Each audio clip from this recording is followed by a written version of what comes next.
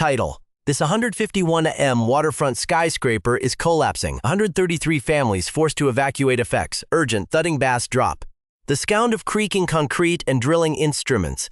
Visual: fast-paced, high-contrast roll of glitzy waterfront skyline in sunlight, shifting dramatically to flashing red emergency lights, police tape, and confused residents clutching suitcases in the dead of night. Narrator: VO. February 25, 2025, Shanghai. One of the most expensive waterfront districts on the mainland. A luxury residential high-rise standing 19 stories above the shimmering harbor receives an emergency digital notice from the Municipal Housing Bureau. The mandate: absolute. The timeline: brutal. Every single resident living inside the prestigious Haijing Pavilion Tower has exactly 36 hours to grab what they can carry and run. No smoke, no fire, no incoming typhoon. Instead, the enemy was completely invisible, buried deep within the ultra-luxury concrete slabs beneath their feet. Structural engineers had just finished running the final load-bearing calculations on the tower's floor plates. The math wasn't just bad, it was catastrophic. The data revealed that the floors were carrying far more weight than their physical limits allowed. One single, localized failure at a column joint could trigger an instantaneous punch-through. A chain reaction. Floor 19 slamming into 18, into 17, smashing all the way down to the bedrock. A total vertical progressive collapse. 19 stories, failing one level at a time. To prevent a catastrophic mass casualty event on the Shanghai waterfront, the municipal authorities did the only thing they could: emptied the entire tower before the physics of gravity could do it for them. SFX dramatic, whoosh, cameras, effect.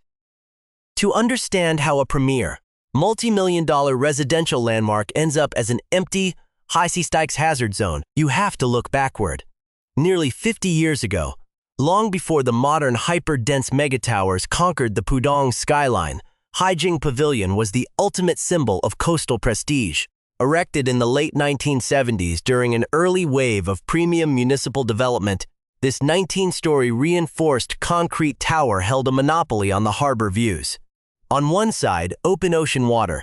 On the other, the city's low-rise historic rooftops and cultural quarters, featuring 112 luxury condominium units and a cluster of premium, low-slung waterfront townhomes at its base. It reigned for decades as the tallest residential building in the district. It was an irreplaceable trophy property. Built right before municipal zoning boards enforced strict height caps on new shoreline construction to preserve the historic maritime skyline. That restriction turned Haijing Pavilion into an instant, untouchable landmark. For the wealthy owners who bought into the building, keeping it pristine, sharp, and commanding against the coastal horizon wasn't just about real estate metrics. It was an intense point of pride. But living on the edge of the East China Sea comes with a silent, corrosive tax. And marine salt air does not care about local architectural landmarks. SFX, simulated metal tearing, corrosion rusting FX. By 2015, the exact same panoramic harbor views that drove the building's astronomical valuation had spent nearly 4 decades actively eating the tower from the inside out. Specialist engineers deployed to inspect the facade uncovered deep structural carbonation and advanced chloride corrosion tearing through the external balconies, the exterior, shear walls, and the post-tension parking structure integrated directly beneath the main tower. This wasn't just cosmetic rust. Massive chunks of structural concrete were actively spalling, delaminating and breaking free from the edges of the balconies and raining down onto the ceiling of the communal garage where residents parked their luxury vehicles every day. Recognizing the imminent threat to their investments, the Property Owners Association authorized a massive, multi-million-dollar structural restoration campaign. They hired elite industrial contractors to rebuild 191 cantilevered balconies from scratch, patch the deteriorating garage columns, and install advanced cathodic protection systems. Sacrificial anodes designed to send electrical currents through the framework to halt the oxidation of the steel rebar buried deep inside the concrete matrix. The entire high-tech engineering overhaul was executed while the building remained fully occupied, with massive climbing scaffold platforms crawling up and down the building's exterior day and night. but amidst the noise of the jackhammers and the dust of the construction platforms, there was one chilling, hidden detail that almost everyone missed. While stripping back the degraded concrete to rebuild the balconies, the repair crews made a startling discovery that had absolutely nothing to do with salt air or coastal weather. It was a human error, a foundational sin dating back to the late 1970s. The original construction crews had misplaced the critical reinforcing steel rebar during the initial pour. The structural steel was sitting in the wrong zone of the slab.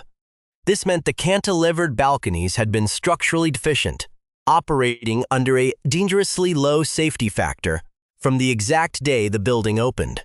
The restoration teams were forced to bolt massive, heavy-duty structural steel brackets directly onto the undersides of the concrete plates just to artificially bring the balconies up to modern safety codes. It was a massive, flashing red warning sign, written plainly in steel and concrete. But in 2015, the warning simply wasn't loud enough. Nobody stopped to ask the terrifying logical question. If the original builders managed to completely botch the steel placement on the exterior balconies, what else did they get wrong inside the core of the tower itself? SFX, TikTok Industrial Emetrum, Scound, underneath a narration, building anxiety, visual, macro, camera shots of concrete, core samples being crushed in hydraulic lab bench, blueprints overlaid with red warning graphics highlighting loading joints narrator, VO. The answer to that terrifying question didn't come from a sweeping municipal audit or a scheduled safety inspection. It came entirely by accident. In 2022, an interior contractor was hired to execute a routine, high-end renovation inside a single, privately owned luxury unit on an upper floor of the tower. It was supposed to be simple cosmetic work, knocking back non-load-bearing partitions and updating finishes. But the moment the crews peeled back the original drywall and dropped the ceiling plaster to expose the core structure, the entire project ground to a sudden, screeching halt. Right there, in the raw skeleton of the apartment, the contractor uncovered a severe, visible deformity at the critical intersection where a primary vertical concrete column met the massive horizontal floor slab it was engineered to hold up. Let's be completely clear. This is the exact connection point where you never, under any circumstances, want to see a structural anomaly. In a high-rise tower, that specific joint is the only barrier keeping the floor you are standing on from instantaneously transforming into the ceiling of the unit directly beneath you. SFX. Low Frequency Rumble. You would think that discovering a fundamental structural flaw at the primary load-bearing junction of a 19-story coastal high-rise would instantly trigger emergency sirens across the district. You would think the building would be swarming with municipal inspectors within an hour. Instead, it triggered a bureaucracy. The building's affluent homeowners association handled the discovery not with immediate emergency triage, but by commissioning a private structural study. They retained a specialized engineering firm to investigate the scope of the column slab deficiency. But as the engineering team quickly discovered, looking closer at a fully inhabited, luxury high-rise means launching an incredibly invasive, destructive operation. To physically verify where the internal steel rebar was sitting, technicians had to use high-powered industrial scanners, drill core samples, and smash through interior walls and pristine ceilings. And this is where human nature collided with structural engineering. A large percentage of the luxury condo owners completely refused to cooperate. They didn't want their multi-million yuan homes turned into dusty, pulverized demolition zones just to satisfy what they believed was a hyper-cautious structural inspection. Because of this widespread resistance from the residents, the engineering firm was severely restricted. When they compiled their data, they had only been permitted to physically examine a mere 16% of the entire 19-story tower. Yet, even through that highly restricted 16% window, the data they pulled out of the concrete was deeply unsettling. The structural anomalies weren't the result of 40-plus years of salty ocean winds, and they couldn't be blamed on shifting coastal soil conditions. The diagnostic tests traced the weakness directly back to the late 1970s, proving the building had been structurally compromised from the very moment the original concrete trucks finished pouring the frame. The firm's engineering report formally recommended the immediate installation of temporary, heavy-duty structural shoring, massive steel support jacks, to prop up the vulnerable zones, but the firm's final paperwork stopped just short of declaring the tower an immediate, clear and present danger to human life. Because the report left that small pocket of ambiguity, the local housing bureau allowed the status quo to continue. The building stayed occupied. SFX. Dramatic ACNT drop. Think about the sheer weight of that timeline. The early, documented warnings concerning structural column deficiencies and floor slab failures were now officially on the ledger. The engineering data was typed up, bound in a folder, filed away into a municipal database, and met with absolutely zero structural urgency. If you have ever sat through a tense property management meeting, looking around the room and wondering if a single person on the board actually understands the complex physics of the massive concrete structure they are legally responsible for, this story is going to hit incredibly close to home. And if you want more uncompromising breakdowns of how premium high-rises and megastructures are quietly failing from the inside out across the country, hit that subscribe button right now. We are digging into the data that property developers desperately want buried. Because as 2024 rolled into early 2025, the clock on the Shanghai waterfront was ticking down to zero, realizing that the initial 16% inspection was a dangerous half measure.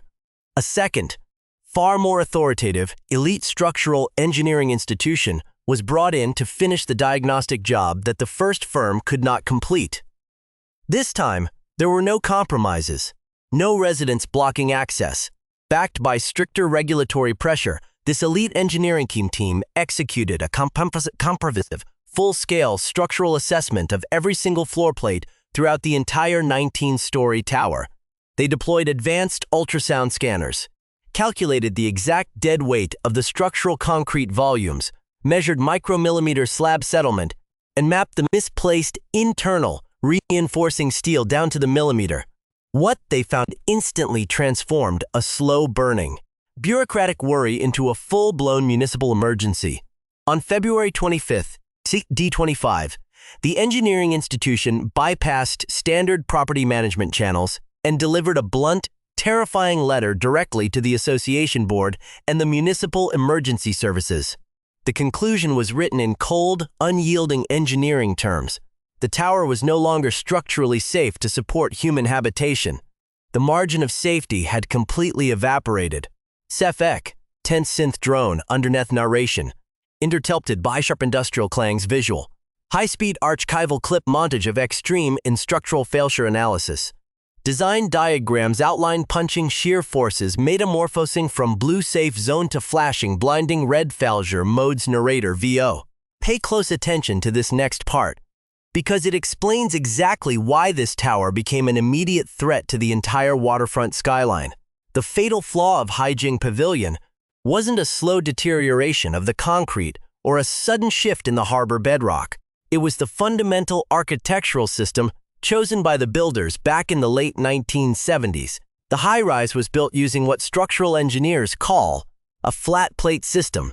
In modern construction, this is an incredibly popular layout. Picture a building where the floors are completely flat, uniform concrete slabs resting directly on top of the vertical support columns. There are no massive crossbeams running along the ceiling, and there are no thick concrete drop panels surrounding the column heads. It is a highly streamlined design. For developers, it is incredibly cheap, it is blisteringly fast to pour, and it maximizes the vertical space inside each luxury apartment, allowing for those beautiful, uninterrupted floor-to-ceiling harbor windows. When it is designed flawlessly and reinforced with precise steel placement, it is perfectly safe. But a flat plate system possesses one catastrophic architectural vulnerability. The absolute weakest point of the entire structure is the exact, localized ring where the vertical column meets the flat concrete floor slab. If you push too much weight onto that specific joint, or if the internal steel rebar isn't positioned precisely to distribute the forces, the vertical column can punch clean through the horizontal concrete floor like a sharpened edge pencil driving through a sheet of thin cardboard. Structural engineers call this phenomenon punching shear. And the newly released exhaustive engineering report uncovered a terrifying structural reality. The floor slabs of Haijing Pavilion were sitting right at the absolute brink of their theoretical punching shear capacity. They weren't overloaded with heavy industrial equipment or massive machinery. The engineering calculations proved the floors were approaching failure just from the ordinary, everyday static weight of the residential structure itself. The dead weight of the concrete, the interior walls, the resident furniture, and the people sleeping inside them. Then, the data got even worse. SFX, hissing air relicing, signaling pressure. The engineering team could physically verify this extreme structural deficiency at specific scanned columns on the lower levels. But they issued a stark, uncompromising warning. The hidden locations they had been unable to safely strip back or reach due to architectural obstructions were almost certainly just as deficient. There was no way to point at 3 specific luxury units and say, the structural danger lives here. The structural danger was potentially everywhere, woven completely into the fabric of the building. It was a latent engineering disaster sleeping silently inside a high-rise, where hundreds of families turned off their lights every night. And if a single one of those compromised slab and column joints finally suffered a punching shear failure, the destruction would not remain localized. It would not stay contained to one room. The moment a top floor plate punched down, it would instantly drop its entire molten mass onto the floor directly beneath it.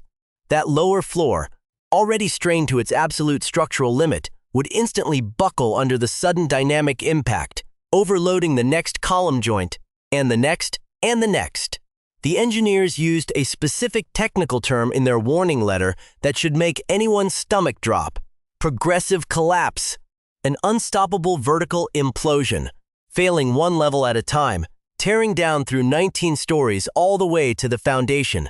This isn't a sensationalized exaggeration cooked up for a disaster movie script. This is the documented, calculated failure scenario spelled out in cold, black and white ink by an elite structural engineering team. SFX. Slam of a HEV file box. This specific structural nightmare is not an isolated incident unique to one plot of land on the Shanghai shoreline. It mirrors a broader engineering vulnerability that has rattled major premium developments across the mainland's rapid urbanization history. Take a look at the infamous structural lessons learned during the construction booms in massive coastal economic zones like Shenzhen, or the booming megacities along the Yangtze River corridor. Whenever rapid build cycles, aggressive structural deadlines, and localized construction shortcuts collide, the margin for error drops to zero. We have seen what happens when the physics of concrete are pushed too far, whether it's the dramatic soil settlement failures that destabilized high-rises in suburban districts, or the sudden, high-profile occupancy bans enforced on unfinished tower blocks in major provincial capitals due to unverified core concrete strength. In the world of high-rise engineering, physics does not negotiate, and gravity never forgets a shortcut. Which brings us back to the crisis at Haijing Pavilion. Because the structural calculation showed the tower was sitting on a knife edge, the only immediate safety measure available to the municipal authorities wasn't a massive, rushed construction repair project. You cannot weld or pour concrete fast enough to fix 19 floors of imminent punching shear risk. The only available solution was immediate subtraction. The fastest, most effective way to take the life-threatening stress off those overloaded floor slabs was to strip the variable weight off them completely. And the heaviest variable weight in any residential skyscraper is the human beings who live there, and everything they own. The clock had officially run out. On February 26, 2025, the local authorities moved from assessment to absolute enforcement. SFX, sirens feeding an echoing urban chaos, footsteps running down concrete stairwells visual, handheld camera stability trailing behind flustered residents howling suitcase. Red occupancy ban notices stamped with municipal seals plastered on glass seaways. Narrator VO. The enforcement order came down like a hammer. On the morning of February 26, 2025, the Municipal Housing Bureau, flanked by emergency response teams and local construction commission officers, issued the ultimate ultimatum. Residents were given until exactly 5 p.m. on February 28th to evacuate the premises, a day and a half. 36 hours to dismantle a life. The instructions were surreal, read out by property management staff to panicked families gathered in the tower's marble lobby. Residents were told they could pack small personal valuables, vital documents, and whatever clothing they could fit into standard rolling luggage. They could clear out their refrigerators so food wouldn't rot in an abandoned building. But the heavy luxury furniture? The imported sofas, the solid oak dining tables, the massive wardrobes, the built-in home theaters? It all had to stay behind. Why? Because the furniture was no longer just property. The furniture was now part of the structural dead load problem. Every single extra kilogram left resting on those structurally deficient flat plate slabs was actively pushing the tower closer to a progressive punching shear failure. To bring in moving crews with heavy equipment would mean adding dynamic weight to floors that could barely sustain static mass. SFX. Heavy steel door slamming. The evacuation radius didn't stop at the tower's main glass doors. The low-rise luxury townhomes clustered at the base of the structure, and the entire integrated, post-tensioned parking deck underneath were slapped with identical, immediate occupancy bans. Engineers feared that if a localized column failure triggered a vertical collapse of the main 19-story tower, the sheer kinetic energy of thousands of tons of falling concrete would instantly obliterate the surrounding parking structures and townhome blocks, crushing anyone inside. More than 200 residents, occupying 112 premium units that were between 60 and 70% occupied, suddenly found themselves standing on the Shanghai pavement with nothing but suitcases. For the families who lived here, this wasn't just a logistical nightmare. It was a psychological execution. Haijing Pavilion was a premier, high-value address. Many of the residents were affluent retirees or elderly professionals who had invested their entire life savings into these units, viewing them as a safe, peaceful asset on the harbor where they could spend their golden years watching the ships pass by. And then came the true structural horror. The bill to actually shore up the 19-story structure, execute complex structural retrofitting at every column joint, handle extensive asbestos abatement inside the late 1970s walls, run non-destructive ultrasonic testing across the remaining 84% of the uninspected frame, and render the building legally livable again.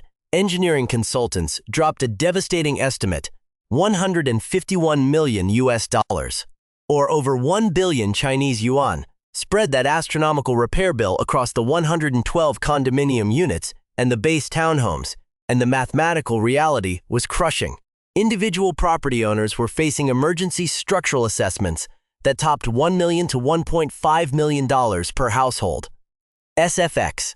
Cash, Ragder. Chime clashing with anxious drone. That is the kind of number that completely destroys a family's financial future. On top of those multi-million yuan repair bills, displaced residents were suddenly forced to confront bleeding out as much as $5,000, nearly 35,000 yuan, every single month, just to rent equivalent luxury housing somewhere else in Shanghai, while they waited for a resolution that might take years to materialize.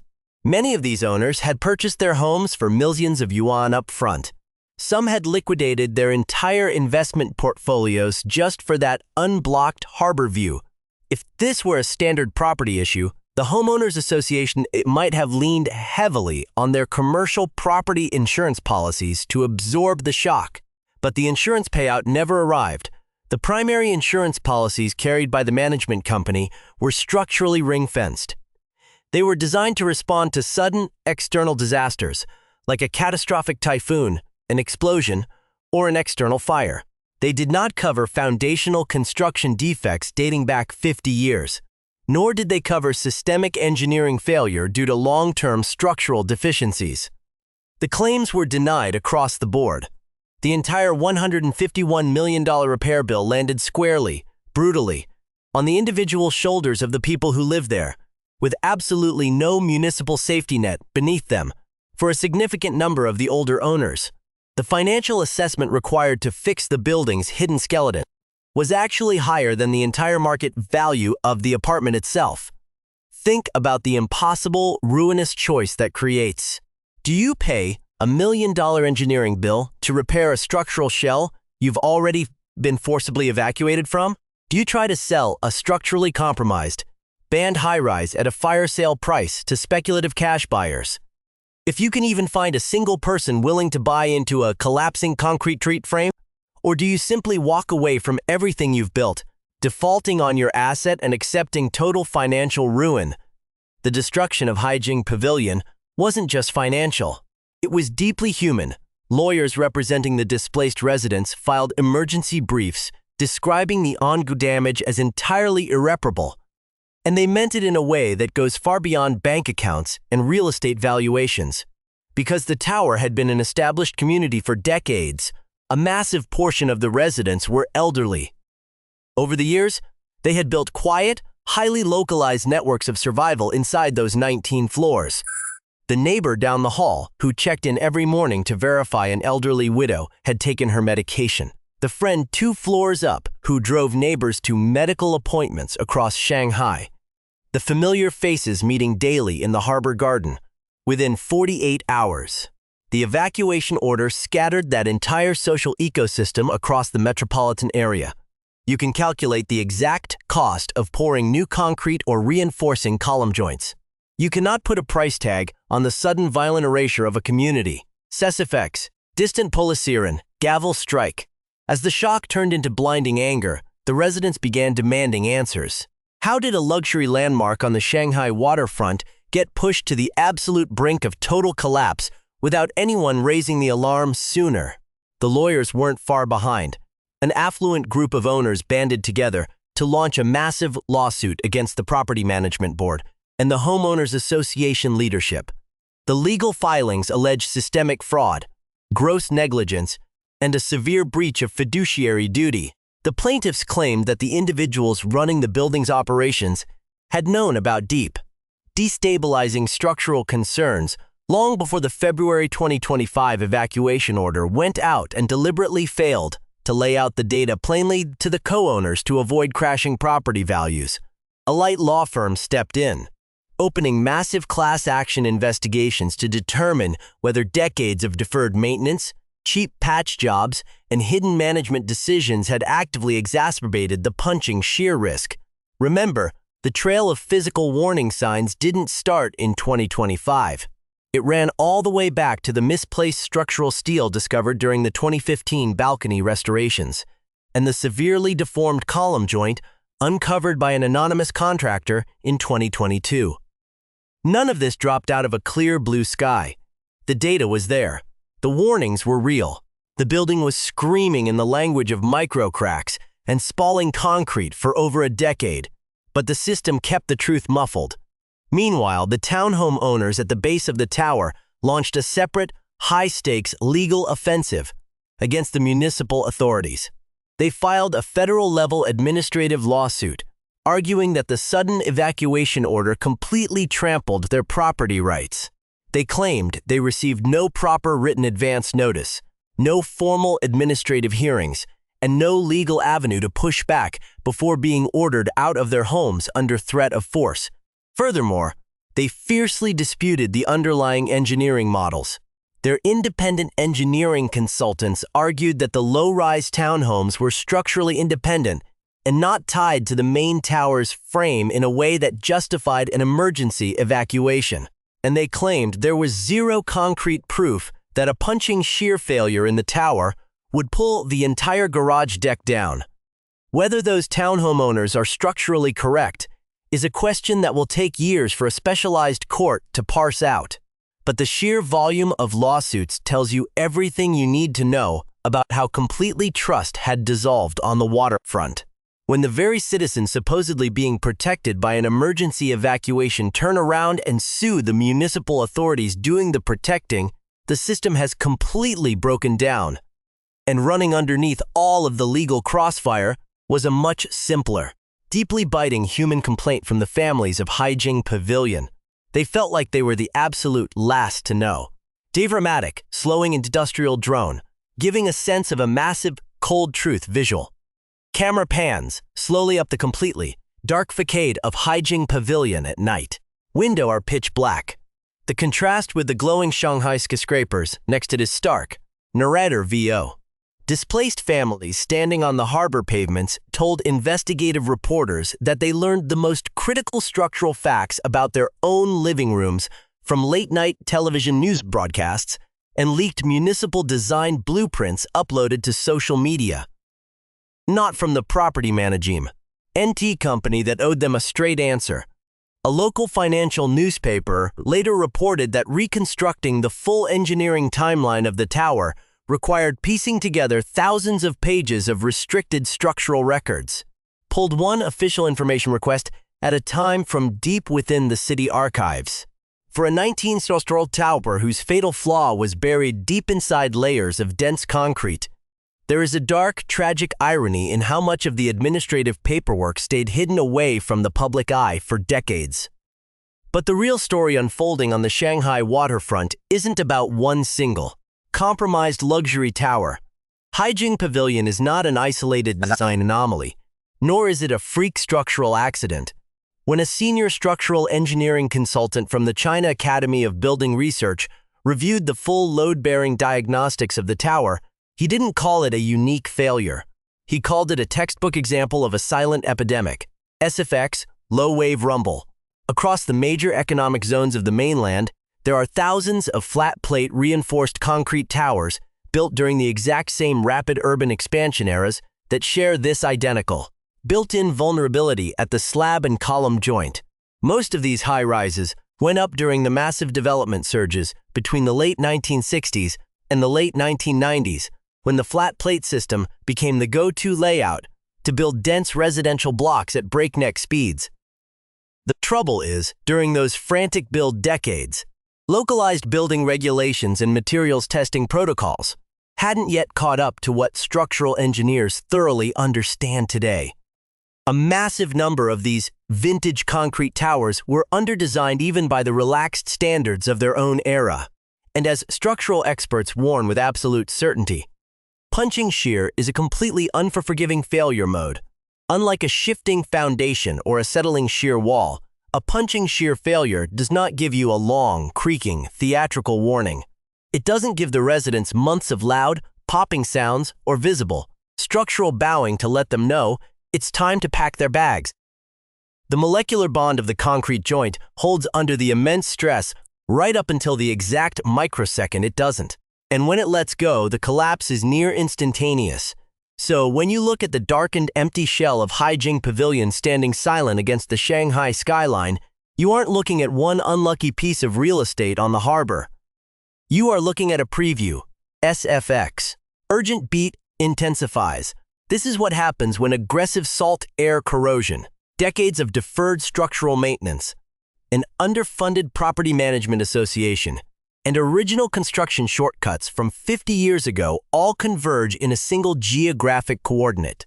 The mathematical result of that equation is over 200 citizens getting 36 hours to permanently abandon their homes, and a catastrophic $151 million repair bill that absolutely nobody has the money to pay. The premier waterfront tower is still standing today for exactly one reason. It is completely empty.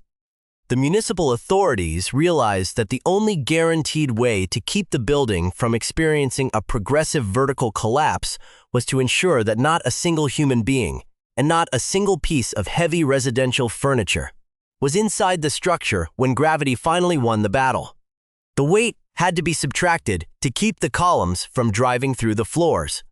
But somewhere out there, perhaps in a bustling Tier 1 metropolis or a rapidly expanding provincial capital right near you, are thousands more high-rises built using the exact same flat-plate blueprint with the exact same hidden punching shear weak point. They are still completely full of families, professionals, and children who have absolutely no idea that the danger is sleeping right under their feet. They look at the polished marble lobbies and the premium exterior finishes, completely unaware of the structural math ticking down behind the drywall. If you want to know which major residential engineering projects and luxury developments are quietly structural hazards long before they ever make the national news, hit that subscribe button and stick around. We will keep digging into the data, reading the engineering logs, and exposing the structural realities that property developers desperately want you to ignore.